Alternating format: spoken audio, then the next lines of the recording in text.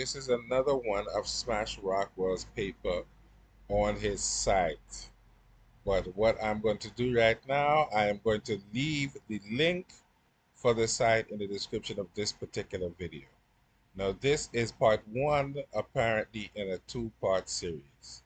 So this is the first one called Kemet, Nubia, and Black on Black Slavery Between Reality and Romanticism Revisited. Right? This is a response to Dr. Wesley Muhammad. It was posted on January 11, 2012 by Ethiopia's Neo Matamoros. In the book Wretched Kush, Stuart Tyson Smith goes the length to prove that, and I quote, well, Wretched Kush was a term reserved for Nubians to denote their vile nature. Smith's book was used by Dr. Wesley Muhammad to win the debate titled, Is Islam an African Religion or an Arab Religion? In a short series of presentations, we will examine some of the claims of Dr. Muhammad to see how he forms his conclusions. In this essay titled Kemet, Nubia, and Black on Black Slavery Between Reality and Romanticism, Dr. Wesley Muhammad, aka True Islam, begins by stating, and I quote, it is a gross display of cultural naivete and romanticism to deny the fact that the institution of slavery has since the beginning of the historic period been a part of the African cultural experience, end quote. Let's start by analyzing the statement. The statement, and I quote, it is a gross display of cultural naivete and romanticism to deny the fact, end quote. Fact being the institution of slavery has since the beginning of the historical period been a part of the African culture, quote unquote. One would have to first ask, what does Dr.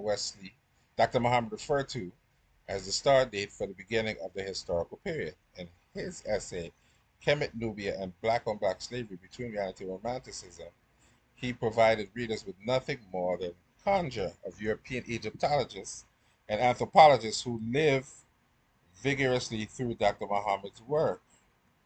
Prehistory ends when writing begins. In Kemet, there was a circa 4000 to 3500 BC. In Kemet, this was circa 4000 to 3500 BC. If we look into the periodization of time, we see Mesopotamian written history starting at circa 3500 BC.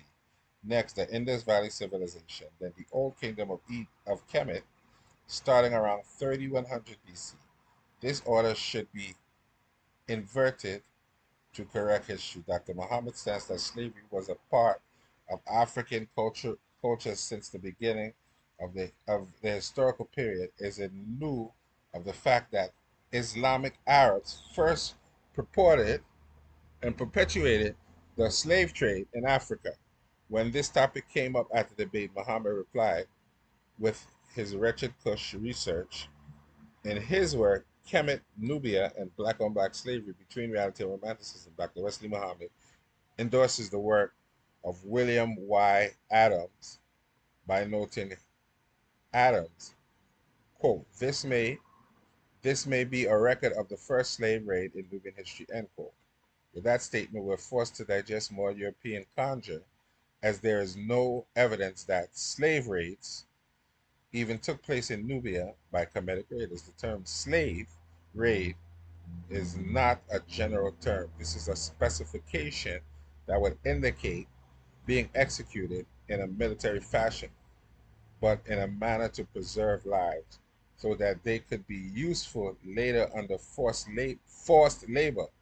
To arrive at this classification, slave raid, I assume the extent of Dr. Muhammad's research does not span past the accounts of his sources, and that he never took advantage of or deemed it necessary to scrutinize a primary source, or did not have the requisite training, time, or propensity to do so.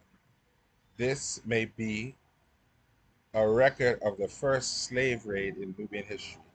A. Williams Y. Adams quotes used in Kemetic, Nubian, and Black on Black Slavery Between Reality and Romanticism.